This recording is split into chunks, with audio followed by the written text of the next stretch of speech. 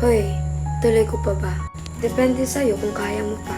Kasi ngayon sa sitwasyon ko ngayon, mas pinili kong ituloy kahit alam ko sa sarili ko na masasaktan ako.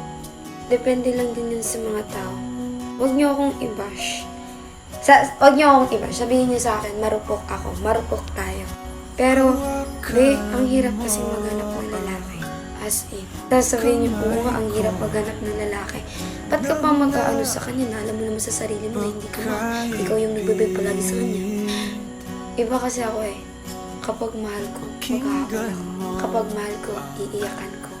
Pero, kung ako sa situation mo, kasi sa situation ko, naghahabol ako eh. Ako yung naghahabol. Pero, huwag kang matulad sa akin. Huwag mo na lang itulad sa akin, promise. Huwag kang magkabot. Marami pang lalaki. Kaya baka sabihin mo na marami pang mga lalaki. Ba't ka naghahabol sa kanya? Eh di pa kayo, mamahal ko siya eh.